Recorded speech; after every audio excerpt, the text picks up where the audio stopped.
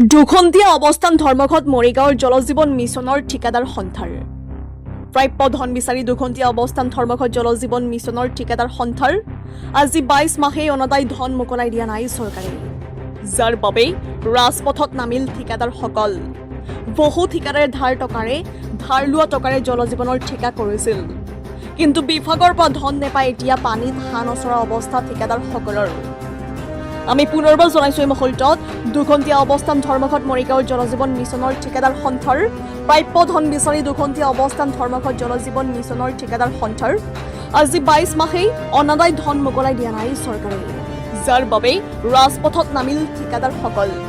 বহু ঠিকাদাৰে ধাৰ লোৱা টকাৰে জলজীৱনৰ ঠিকা কৰিছিল, কিন্তু বিভাগৰ পৰা ধন নেপাই এতিয়া পানীত হাঁহ নচৰা অৱস্থা ঠিকাদাৰসকলৰ। ঠিকাদাৰসকলক প্ৰাপ্য ধন মোকলাই দিয়ক।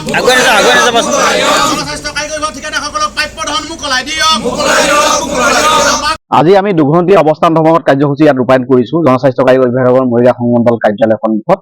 আৰু ইয়াৰ পৰাই আমি দুখনকৈ স্মাৰক পত্ৰ অসমৰ মাননীয় মুখ্যমন্ত্ৰী হিমন্ত বিশ্ব শৰ্মা দেৱলৈ আৰু এখন আমাৰ জনস্বাস্থ্য কাৰিকৰী বিভাগৰ মুখ্য কাৰ্যবাহী অভিযন্তালৈ আমি দুখন স্মাৰক পত্ৰ প্ৰদান কৰিম।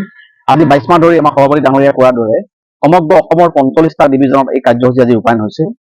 সদৌ অসম জনস্বাস্থ্য কাৰিকৰী বিভাগৰ ঠিকাদাৰ সন্থাৰ উদ্যোগত আৰু আমাৰ মৰিগাঁও জিলা ঠিকাদাৰ সন্থাৰ সহযোগত আমি এই আজি কাৰ্যসূচী ৰূপায়ণ কৰিছো। আৰু ইতিমধ্যে আপোনালোকে গম পাইছেই যে আমাৰ 22 মাহ ধৰি পেলাই আমাৰ ঠিকাদাৰসকলে যিটো প্ৰাপ্য ধন এই মোকলাই নিদিয়াৰ ফলত আমাৰ ঠিকাদাৰসকলৰ হাৰাশাস্তিৰ সন্মুখীন হৈছে। বহু ঠিকাদাৰ ঘৰত থাকিব নোৱাৰা হৈছে, ধাৰ লৈ কাম কৰিছিল, যিহেতু পেকেজসমূহ ডাঙৰ ডাঙৰ আছিলে। তাৰোপৰি বহুতে লোন লৈ পেলাই কাম কৰিছিলে, যাৰ ফলত বহুত ঠিকাদাৰে ঘৰত থাকিব নোৱাৰা হৈছে। আৰু অধিকাংশ মানুহৰ কাম শেষ হ'ল যদিও কিন্তু তেওঁলোকৰ বিভিন্ন অজুহাত দেখুৱাই দি পেলাই শেষান্ত যি বিল আছিলে সেই বিলসমূহ ইয়ালৈকে আপোনাৰ পুনৰ ঘূৰাই দিছে। তাৰোপৰিও যিসমূহে আজি বহুদিন 22 মাহৰ আগতে কাম শেষ কৰিলে বা বহুদিনে 15 মাহ এবছৰৰ আগত শেষ কৰিলে, তেওঁলোকক আজিলৈকে কিন্তু পইচাটো আমাক যি প্ৰাপ্য পাব লগা আছিলে সেইখিনি দিয়া নাই। কেতিয়াবা আপোনাৰ বিল যদি আহিছে 10% বা 25% এবাৰ বিল দিবে থৈ দিছে। বহুত ঠিকাদাৰ বৰ্তমান পানীত হাঁহ নবচৰা অৱস্থা হৈছে। গতিকে অসম চৰকাৰলৈ আমি আহ্বান জনাইছো, আমাৰ অসমীয়া ঠিকাদাৰসকলে বা যিসকলে ঠিকা কৰিছিলে সেই ঠিকাদাৰসকলৰ প্ৰাপ্য ধন মোকলাই দিব লাগে, অন্যথা তীব্ৰ আন্দোলন হ'বলৈ কিন্তু আমি গৈ আছো। গতিকে অসম চৰকাৰক আহ্বান জনাইছো, অনুটোপেলমে আমাৰ ঠিকাদাৰসকলক তেওঁলোকে আমাৰ প্ৰাপ্য ধন মোকলাই দি আমাক জীয়াই থকাৰ সুবিধা প্ৰদান কৰিবলৈ আশা ৰাখিলো। জলসিঞ্চন বিভাগ আজি দুঘন্টীয়া অৱস্থান ধৰ্মঘট কিহৰ কাৰণে? প্ৰথমে আজি ধৰ্মঘটলৈ আমাক আহি পেলাই ইয়াৰ চিঠিৰে আপোনালোকে যি আমাক সহায় সহযোগ আগবঢ়ালে সকলো সংবাদসেৱীলৈ আমি আমাৰ ফালৰ পৰা ধন্যবাদ জনাইছো।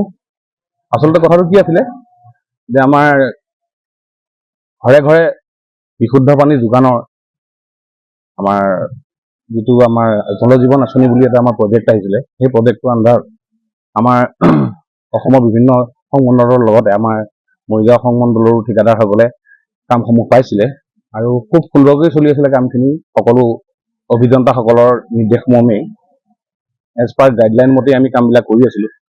কিন্তু আজি যোৱা 22টা মাহ ধৰি আমাৰ যিটো আমাৰ ফাণ্ড আহিব লাগে, ফাণ্ডটো অহা নাই, আমাক ফাণ্ডবিলাক মুকলি কৰি দিয়া নাই।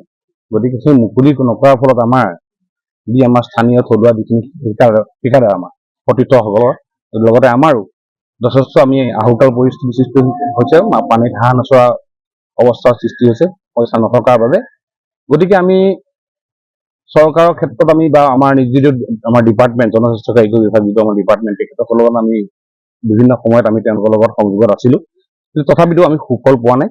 যাৰ ফলশ্ৰুতিত আজি আমি এই ধৰ্মঘটৰ যোগেদি তেওঁলোকক আমি এটা মেছেজ দিবলৈ প্ৰচেষ্টা চলাইছো।